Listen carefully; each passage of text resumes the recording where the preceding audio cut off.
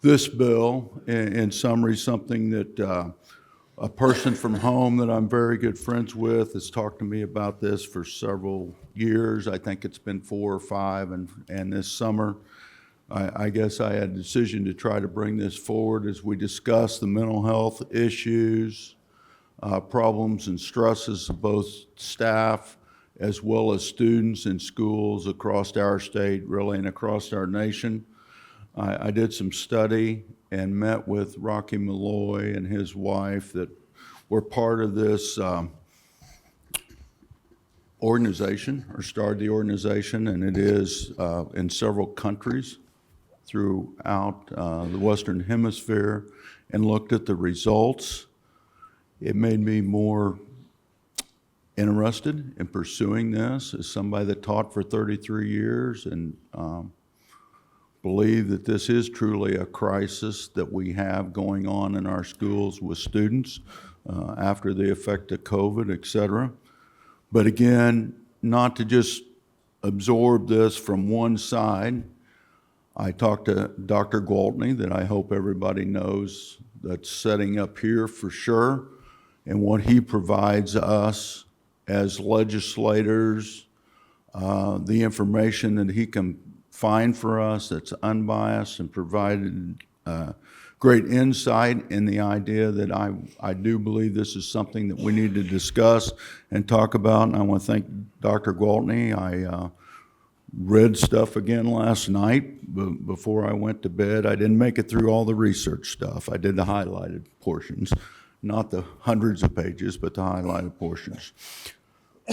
Bringing all that to conclusion, school chaplains offer an opportunity for students and really the faculty to have somebody that they can talk to that talks and listens as fast as I do with real care about what is getting said, and it's a private person. As somebody worked in schools, administrators have jobs. There are things as a staff member, you do not feel comfortable talking about administrator because you understand what position you put them in. Students with teachers, some teachers can do that, and I understand why some students wouldn't want to talk to you, because I had reporting things that I had to do, and I wrote those letters and had parents beating the hell out of my door because I wrote something and they had threatened the school and they were not very happy. But for those of you that know how our system worked, I've got an administrator in the room, I had no choice but do that or I lost my job, right?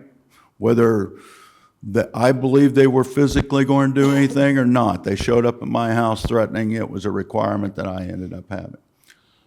This person brings ease. We have chaplains all over. I have a chaplain in this building that I confide in on a daily basis about even some of my good friends when I'm not getting along with my good friends. That never happens. And as we laugh a little bit and I get ready to go, I think we really need to look at this, the results. If Senator Moon and I bring those around to you and anybody even testifying opposed to this, if you look at what has happened in other places that have done this, it's awful hard to say not to try it. Because another thing, neither one of us are forcing anything. Right. It will be that school's choice. So with that, I am going to leave here in a few minutes to go to that. So if anybody has any direct questions, you can catch me another time and I'll answer those. I do have facts and figures if you don't have them. All right. Well, we have witnesses too that are going to provide a lot of facts and figures as well. So you did good on that explanation. And I'm Mike Moon. I represent the 29th Senate District. And Senator, I'm not sure if you took the wind out of my sails or blew wind into my sails. You did good on that explanation. And I just want to add just a few things. Senator Black mentioned that this is a voluntary, it could be a paid position too. It's up to the school district, and that's the bottom line. The school district would have the choice whether or not to implement this policy or not. But when you look at chaplaincy, it predates the Constitution. And we have chaplains in the military, in prisons, police, fire departments, even professional sports teams have chaplains. But we don't have them in public schools. I think it's high time, as Senator Black mentioned, that we do this because the time is right for that. And chaplains provide emotional support, they provide friendships, and they can provide emotional support as well, encouragement, I meant to say, for students and the staff. And so, as I mentioned, this act authorizes a public school district or public charter school to either employ or to authorize a volunteer chaplain in their school system.